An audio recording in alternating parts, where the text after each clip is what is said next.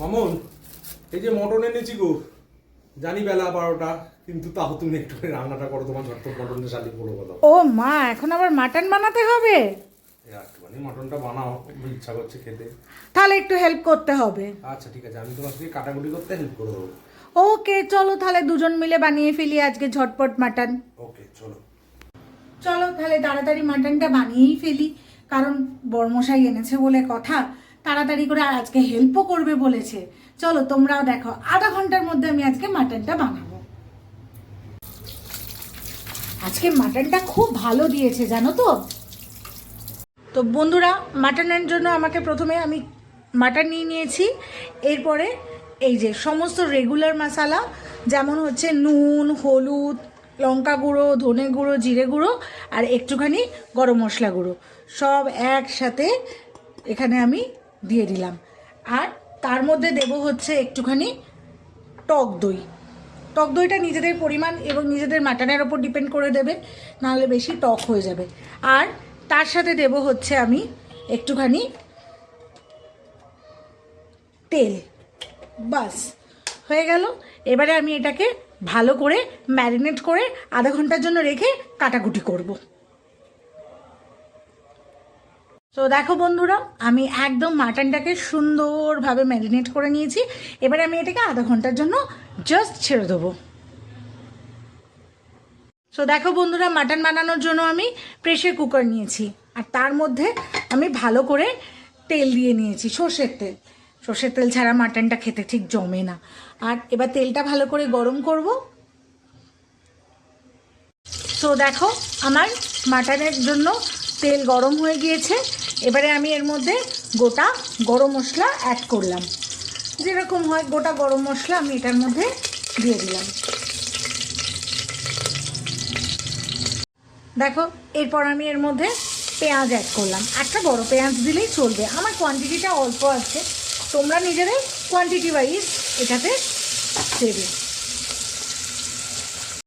পেঁয়াজটা যখন অলমোস্ট হয়ে এসছে, দেখো বেশ একটুখানি নরম হয়ে গিয়েছে। এবারে আমি এর মধ্যে ওই ম্যারিনেট করে রাখা মাটনটা একে একে দিয়ে দেবো সবটা। ভালো করে ম্যারিনেট করে রাখা মাটনটা আমি এর মধ্যে দিয়ে এবারে সুন্দর করে নাড়াচাড়া করতে থাকবো, একদম যাতে পেঁয়াজটা মাটনটা ভালোভাবে মিশে যায়। এই যে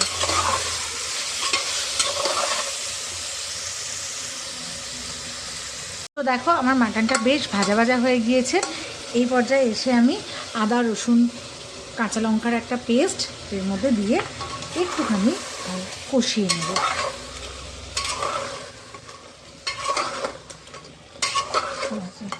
একটুখানি কষিয়ে নেব। তো দেখো বন্ধুরা, বেশ খানিকটা কষে এসেছে।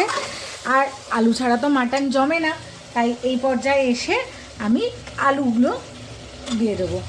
আলুগুলো দিয়ে একটু নাড়াচাড়া করতে হবে, যাতে আলুটার মধ্যেও মশলাটা সুন্দর করে মিশে যায়।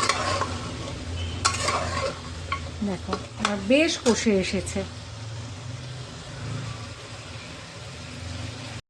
এই যে দেখো, আমি ঢাকা দিয়ে দিয়ে একটুখানি কষিয়ে নিচ্ছি।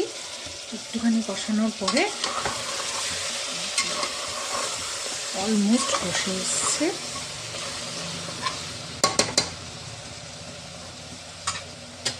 একটু করে ঢাকা দিয়ে দিয়ে জাস্ট কষিয়ে নিচ্ছি। তো দেখো বন্ধুরা, আমার মাটনটা কষে গিয়েছে একদম সুন্দর করে। এইবারে আমি এর মধ্যে একটা বাটিতে একটু গরম করে রাখা পরিমাণ মতো জল দিয়ে দিলাম। দিয়ে হালকা করে আমি একটু গরম জল মিশিয়েছি। রান্নার মধ্যে গরম জল দিলে না রান্নার টেস্টটা খুব ভালো হয়, কারণ কুকিং প্রসেসটা স্লো হয়ে যায় না, যেমন ছিল সেটা ব্যালেন্স থাকে। ওই জন্য আমি রান্নাটা গরম জলে একটু দিলে ভালো হয়। তো বাস, এবারে আর কিছু না।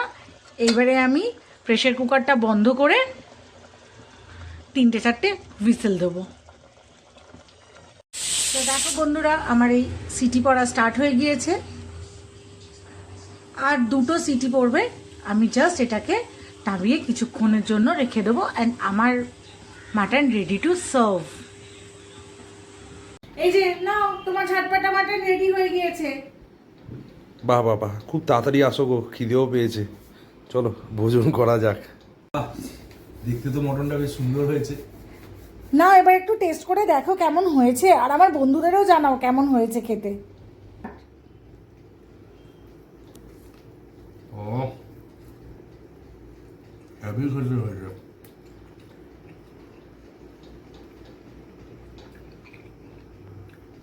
কি সব ঠিক আছে তো? সব ঠিক আছে, খেয়ে এবার মনেরও শান্তি, আত্মারও শান্তি।